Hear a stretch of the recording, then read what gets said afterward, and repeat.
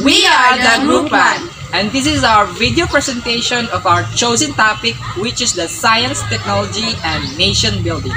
By the way, my name is Jonwin Calamba and Jamaica Horilio, Hanatrami Hotilia, Jovet Sarabia, from BSOA 2B.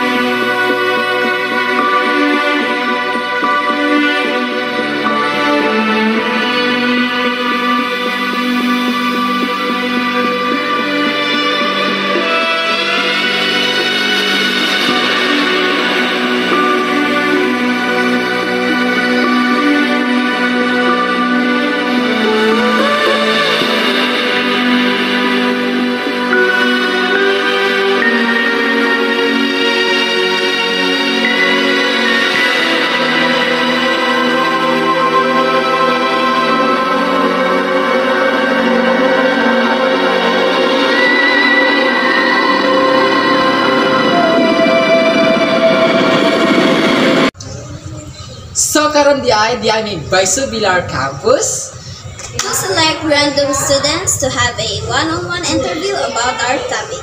So come on and let's join our journey. Good morning, sir. Good morning, Pod. From which college and course? I'm Melvin Rapil from Department of CBM, Bachelor of Science Office Administration. So now I have a question for you, Sir Grafielo. So what is your knowledge about science? For me, science is very important in our society because without science, we didn't know how to find the cure of our sickness. And then science is also about technology. Without technology, we cannot communicate our loved ones far away from us. Yes. And then science is So thank you, sir. And thank you, Pod. So good afternoon, sir. Can you introduce yourself? Okay, good afternoon, ma'am. I am Michelangelo Ditibes from College of Teacher Education. So my question is, how does technology impact your study as a student? Technology impact my education as a student by enhancing and providing access to vast resources, interactive learning tools, and opportunities for collaboration. It helps us to make our project easier. Like for example, ako nga education student. Kita nami reporting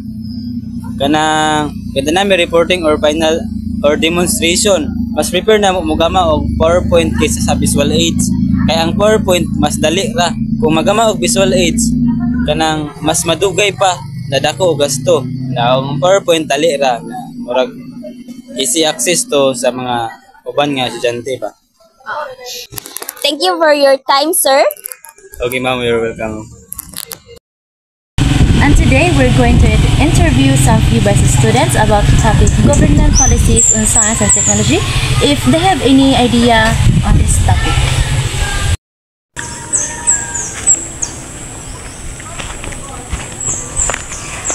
Hi miss, excuse me pwede ka na ma-disturbo ka rin job? Oo, pwede na ma'am. Muasal ko question ni mo about sa topic nga government policies on science and technology if kung naka-idea. Sige ma'am, okay ra kayo. Mo na yung first question kanang What is the goal of establishing more Philippine science high school branches? One, to train young Filipino in science and technology, ma'am. Thank you, Miss. Napo ko another question ni mo, Miss. My next question ni mo, Miss, is name one science-related issue the country wants to address.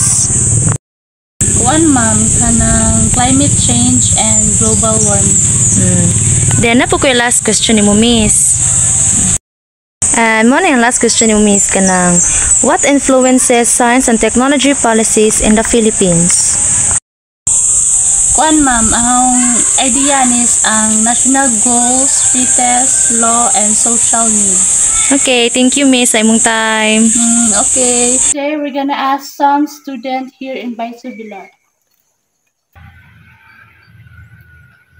Hi, Miss. Pwede ka ma-disturbo ka rin, Pwede ra. Nara ko yung mga pangutana about sa government policies on science technology. And ang question nimo is kanang which government department was primarily involved in the Asian 2015 agenda consultation? Mo answer is kanang the DOST of Science and Technology or DOST.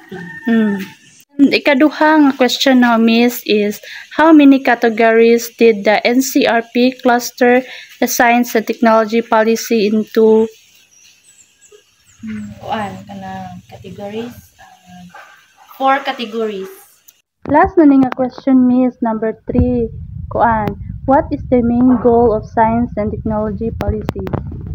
Goal is to promote innovation and economic growth. Thank you, Miss. Another dyan yung tubag. Oy.